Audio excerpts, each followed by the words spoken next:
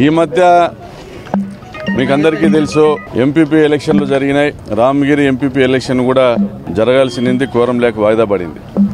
మరి Ramagiri MPP election announce అయినప్పటి నుంచి కూడా రామగిరి మండలంలో ఒక ఎమర్జెన్సీ వాతావరణాన్ని పోలీస్ డిపార్ట్మెంట్ వాళ్ళు క్రియేట్ చేసి వైసీపీ వాళ్ళు ఎవరు కూడా మండల ఎంపీపీ ఎన్నికల కార్యక్రమంలో పాల్గొనకూడదనేసి, తోపుదుర్తి ప్రకాష్ రెడ్డి రామగిరి మండలంలోకి రాకూడదనేసి ఒక యుద్ధ వాతావరణాన్ని సృష్టించి ఈ వాతావరణంలో మా ఓటు హక్కును మేము వినియోగించుకోలేమనేసి ఆ ఎంపీటీసీలు హైకోర్టును ఆశ్రయించి ప్రొటెక్షన్ పొందడం జరిగింది. హైకోర్టు ప్రొటెక్షన్ ఇచ్చింది కదా, ఎస్పీ గారు జెన్యూన్ గానే కనపడతా ఉన్నారు, మరి ఎస్పీ గారిని నమ్మి మనం అప్పచెప్దాము అనేసి ఎంపీటీసీలందరినీ కూడా బాగేపల్లి చెక్ పోస్ట్ దగ్గర పోలీస్ డిపార్ట్మెంట్ కి అప్పచెప్పాం. దాని తర్వాత జరిగిన పరిణామాలన్నీ మీకు తెలుసు. మరి ఏ విధంగా ప్రజాస్వామ్యం అపహాస్యం పాలైందో పోలీస్ డిపార్ట్మెంట్ అధికారం పక్షాన, అధికార పార్టీ పక్షాన, పరిటాల సునీత పక్షాన నిలబడిందో, ఏ విధంగా ఇది ఒక ప్రశ్నంగా మారిందో అందరికీ తెలుసు. మరి ఈ సందర్భంగా ఎంపీటీసీలతో పాటు క్యాంపుకు పోయినటువంటి జయచంద్రారెడ్డి, పాపిరెడ్డిపల్లి నాయకుడు జయచంద్రారెడ్డి ఇంటి మీద పలుమార్లు దాడి జరిగితే పోలీసులు వెళ్లారు, మా కంప్లైంట్ మీద నామమాత్రపు చర్యలు తీసుకున్నారు. మరి ఆ రోజే గట్టి కట్టడి చర్యలు తీసుకుని ఉంటే ఎవరైతే దాడులు చేశారో ఈ రోజు హత్య కేసుల నిందితులు, ఆ రోజు జయచంద్రారెడ్డి ఇంటి మీద రాళ్లతో దాడులు చేసిన రోజే వాళ్ళని కన్ఫైన్ చేసింటే, అరెస్ట్ చేసింటే, చర్యలు తీసుకుంటే ఈ హత్య జరిగేది కాదు. 2 రోజుల పాటు వరుసగా దాడులు జరిగాయి. 3వ రోజు ఈరోజు జయచంద్రారెడ్డికి అండగా నిలబడినందుకు కురుబ మజ్జిగ లింగమయ్యని హత్య చేయడం మనం చూస్తున్నాం. అంటే ప్రజాస్వామ్యంలో ఎవరు కూడా ప్రతిపక్షం అనేది లేకోకుండా ప్రతిపక్షం గొంతు నొక్కి ప్రశ్నించే వారిని అంతమొందించి మేము రాజులము, రారాజులము, ఈ ప్రాంతానికి ఇది ఇక్కడ మా రాజ్యాంగం నడవాలనేటువంటి భావనను ఎవరు కూడా ప్రజాస్వామ్యంలో ఒప్పుకోరు. కానీ పరిటాల వారి రాజ్యాంగం అలా ఇంకా జరుగుతూ ఉంది. ఈ హత్యకు పాల్పడింది స్వయంగా పరిటాల సునీత తమ్ముడు రమేష్, మరొక తమ్ముడు సురేష్, వారి తమ్ముళ్ల కుమారులు ఆదర్శ్, ఆదిత్య, మనోజ్ నాయుడు, మరి ఇంకొక 2 పిల్లలు. మరి స్వయంగా పరిటాల సునీత రక్త సంబంధికులు ఈ హత్యకు పాల్పడితే చట్టం చేసేటువంటి ఒక శాసనసభ్యురాలుగా ఆమె ఈ హత్యలు ప్రోత్సహిస్తే మరి చంద్రబాబు నాయుడు గారు ఏం మెసేజ్ ఇవ్వదలుచుకున్నారు రాష్ట్రానికి? మీ శాసనసభ్యురాలు అసలు ఆమె తరఫున పోటీ చేసేదానికి ఒక మహిళా అభ్యర్థే లేదు, మహిళా రిజర్వ్డ్ ఎంపీపీ స్థానం ఇది.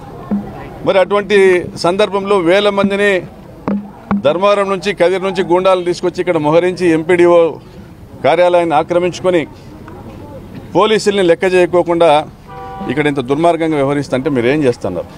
నేను డిమాండ్ చేస్తున్నా చంద్రబాబు నాయుడు గారిని, పరిటాల సునీత చర్యల వల్ల, వారి కుటుంబపు రక్తపు చరిత్రల మరకల వల్ల తెలుగుదేశం పార్టీ మకిలి పడతా ఉంది.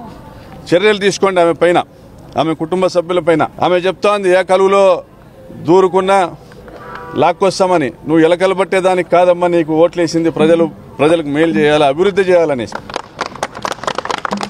మరి ఈ నెల రోజుల్లో గమనిస్తే కురుబ కిష్టప్ప గారు, రిటైర్డ్ జడ్జి గారి పైన మీ దాష్టీకము, పోలీసు అధికారులు ఆయనను మెడబట్టి తోయడం చూశారు ప్రజలు.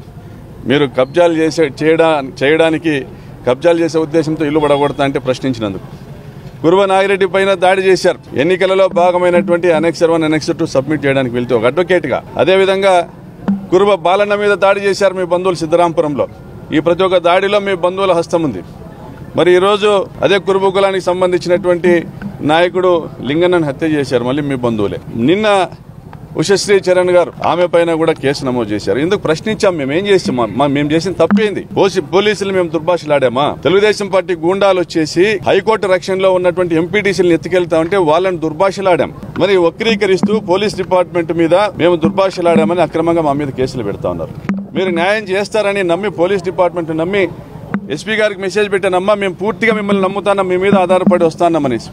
మరి ఆ నమ్మకంతో వచ్చినందుకు ఏం చేసింది పోలీస్ డిపార్ట్మెంట్? ఆ నమ్మకం నిలబెట్టుకుందా? కోర్టు ఆదేశాలు ఉన్నాయి, కోర్టు రక్షణ కల్పించింది పోలీస్ డిపార్ట్మెంట్ ద్వారా అనేసి నమ్మి వస్తే మీ అధికారులు చేసింది ఏంది?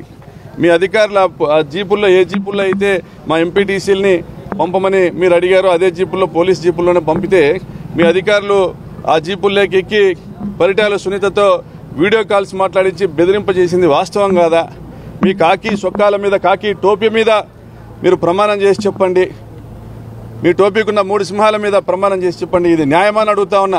ఇది ప్రశ్నించినందుకు మా మీద కేసులు. మరి మా వైపు నిలబడినందుకు ఈరోజు లింగమయ్యను హత్య చేశారు. ఎన్ని హత్యలు చేస్తారు ఇంకా? మీ భర్త వల్ల ఈ జిల్లాకు చెడ్డ పేరు వచ్చింది, ఈ జిల్లాకు ఫ్యాక్షన్ జిల్లా అనేసి. మారండి, ఇప్పుడైనా మారండి. ఇంకా ఎన్ని సమిధలు కావాలని ప్రశ్నిస్తున్న చంద్రబాబు నాయుడు గారు, ఇదేనా తెలుగుదేశం పార్టీ ఎజెండా? పవన్ కళ్యాణ్ గారు ఎందుకైనా మీకు ఓట్లు వేశారు?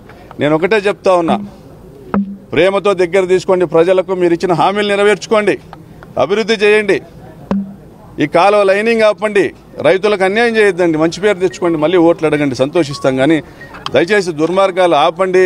ఆపని పక్షంలో తప్పనిసరిగా చరిత్ర రిపీట్ అవుతుందని కూడా మీకు హెచ్చరిస్తూ సెలవు తీసుకుంటాను. అంటే ఈ సందర్భంగా హెచ్చరిస్తున్నట్ల మళ్ళీ ఫ్యాక్షన్ రిపీట్ అవుతుందని మీరు అనుకోవచ్చా? చరిత్ర రిపీట్ అవుతుందని హెచ్చరిస్తా ఉన్నాను, మీరేమన్నా అన్వయించుకోవచ్చు.